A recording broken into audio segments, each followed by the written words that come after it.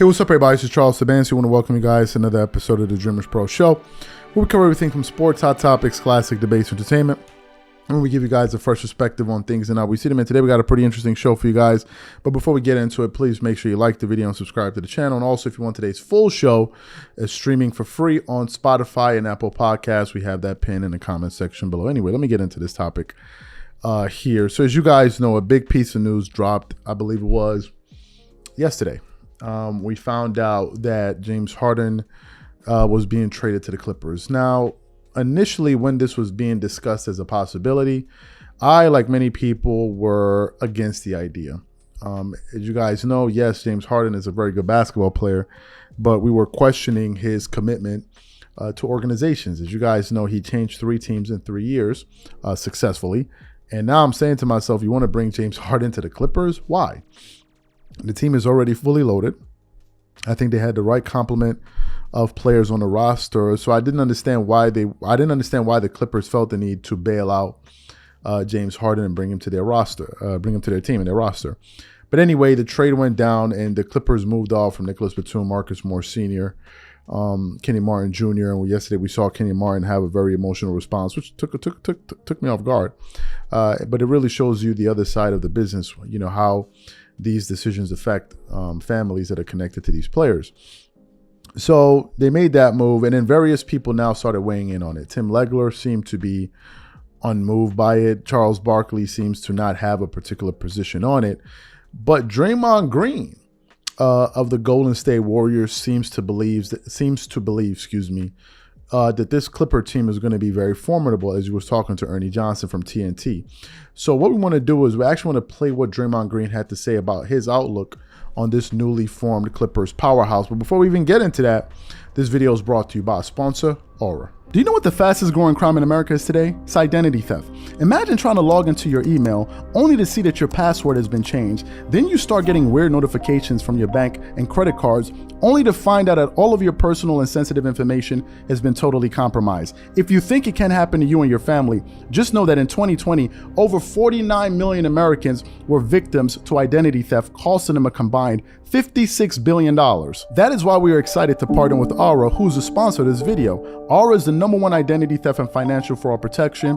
Aura monitors the dark web and alerts you if any of your passwords and accounts have been breached. And funny enough, after using Aura, I discovered some of my credentials were floating around in the dark web, and the app showed me exactly when and where the breach happened. In addition, Aura allows you to set spending alerts, and they'll notify you of any suspicious transactions. Aura is 4 times faster than any of its competitors in alerting you if someone is trying to open a credit card or obtain a loan using your name. And remember this, every 14 seconds, someone becomes a victim of identity fraud. Don't let it happen to you. Now click the link in the description and try Aura for free for 2 weeks and see if any of you or your family's personal information has been compromised. Start your free trial at aura.com/dreamerspro. And when you try Aura, by using the link in the description below, also know that you're supporting this channel.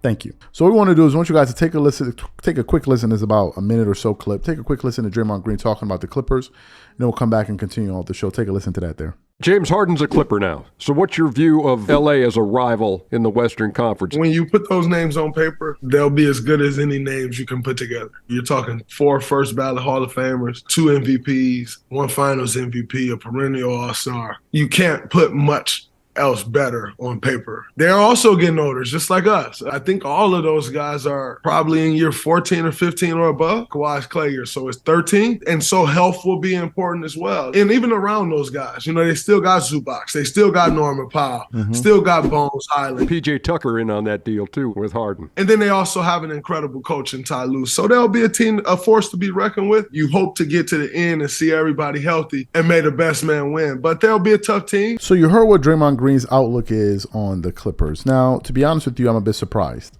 by his take. I'm actually quite shocked because most people don't feel this team is going to be very good. Obviously, he is factoring the star players, and I think that the way Draymond Green may be looking at it, I don't want to read his mind. I'm just interpreting what he said from afar. I think that maybe he's viewing this as some of these players have come to terms with the fact that they're going to have to sacrifice. And I think the players that are going to need to sacrifice the most, or should sacrifice the most, should be James Harden, and Russell Westbrook. Those are going to be the two players that are going to need to make the biggest adjustment. Thus far, Russell Westbrook has been playing very well for the Clippers this season. I think he is giving them exactly what they need. The Clippers, one of the things that they've always complained about that they wish they had was a point guard that could really distribute the ball and push the tempo. This season, Russell Westbrook is averaging 13 points per game, but he's averaging those 13 points on 56% shooting thus far, shooting 33% from the three. And even though he's not shooting a very high three-point percentage, he's not really hurting your team because he's only attempting three-point shots a game. That's not going to hurt a team, right? So you have to bear that in mind. He is shooting 40% from the free throw line, but to his credit, he's not attempting many free throws. He's only attempting 1.3 in this truncated season thus far. He is getting you 7 rebounds a game, which is excellent for a guard. So he's definitely helping them with the rebounds. And if you watch that game, watch Russell Westbrook play, he's actually averaging 1 offensive rebound a game, which is spectacular for a point guard. He's also getting you 6.8 assists to go with those 7 rebounds and only 3.3 turnover. That's the lowest amount of turnovers Russell Westbrook has had since his rookie season. Only 3.3 turnovers and 1.8 steals. And that's the most steals he's averaged in a game since 2018, 2019. So Russell Westbrook, I believe, is checking all the box for the Clippers. And I think he's already given them what they need. In the case of James Harden, I still don't know what role he's going to play. I personally believe James Harden, it's either going to be James Harden or Russell Westbrook going to be a part of that second unit. Now, I like the activity that Russell Westbrook gives the Clippers in the starting lineup. I like the energy that he plays with. I like his tenacity. I like his infectious, energy that can also infect his teammates in a positive way. I like to have that in the starting of a game. Now, obviously, he doesn't provide you the same level of spacing as a James Harden does, but James Harden doesn't provide, number one, the defense. He doesn't provide, number two, the activity. And number three, he's not going to shoot the ball. He's not going to speed up the pace for the Clippers to get easy shots for other Clippers in the transition. Once you see Russell Westbrook attack the teeth of a defense, I mean, he really collapses the defense because of his aggressiveness and gets guys a lot of clean looks, if not on the first pass, on the hockey pass. I love that, and I don't want to take that out of the lineup. I think James Harden could really help that second unit, add a scoring punch off the bench to go alongside Norman Powell, Terrence Mann, ultimately when he comes back, and you have Bones Highland. So we have to see. The Clippers have a lot of options, and this is a good problem to have in order to figure it out. I trust that Ty Lue is going to figure it out, but I need to see it all put together in maybe a 15 to 20 game sample size for me to be able to then say, okay, you know what, this is going to be the team that can really compete. As I said recently, Nick Wright thinks they're going to be a play-in team. And funny enough, the Lakers are going to be playing against the Clippers this season. Now, going into this season, I picked the Lakers to be one of the top seeds in the Western Conference. I still think they should be one of the top seeds in the Western Conference. I don't want to hear any excuses about this team doesn't have enough scoring. I don't want to hear that. The reason being I don't want to hear this is this. You can't have it both ways. After the trade deadline, everyone said that the Lakers, after some time, were a good team. For God's sakes, they made it to the Western Conference Finals. You got to be unless you're telling me it's a fluke. So they were good enough to make it to the Western Conference Finals. They got a little deeper. They got a little better in the offseasons. Granted, LeBron got a little bit older, as a year older.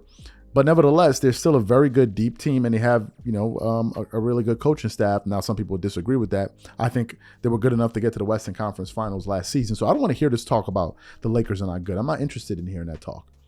Because to me, it just seems like another way to build more excuses. Like it has to be, there must always be an excuse. To me, the Lakers are a good team until proven otherwise. Last time we saw the Lakers, they were in the Western Conference Finals playing against the team that ultimately won the championship. And they lost, yes, 4 games in a row, but they were very competitive games. So I think the Lakers are going to be good, but some people feel that the Clippers are maybe going to fall off the map. I don't think so. I'm just a little bit trepidatious in terms of making a prediction or taking a strong position on this particular team because I don't know what they're going to be like. And I'm also questioning James Harden's commitment, because what if something goes wrong and all of a sudden he throws up his hands in the sky and says, I don't want to be here. Now, there's a funny video going around yesterday when James Harden walked into the Clippers locker room and you saw Terrence Mann. He was just looking at him like, yo, like, all right, whatever.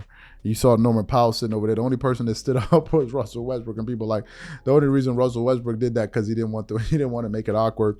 Some people speculated that maybe he saw him already before that, so I don't know. But I guess, but at the end of the game, we saw them dapping up at the end of the game as the players are coming down the tunnel. So we have to wait and see. But it's a pretty interesting and surprising take from Draymond Green. So what I want to know from you guys, number one, what do you think about Draymond Green's position? Do you agree or disagree? Number two, what are your thoughts on this team? Do you think they could be a top 4 team in the West, or do you think that, nah, man, this trade is just definitely going to cause this team to plummet down the standings? Whatever you guys think, leave your thoughts in the comment section, and we catch you on the next show. Peace.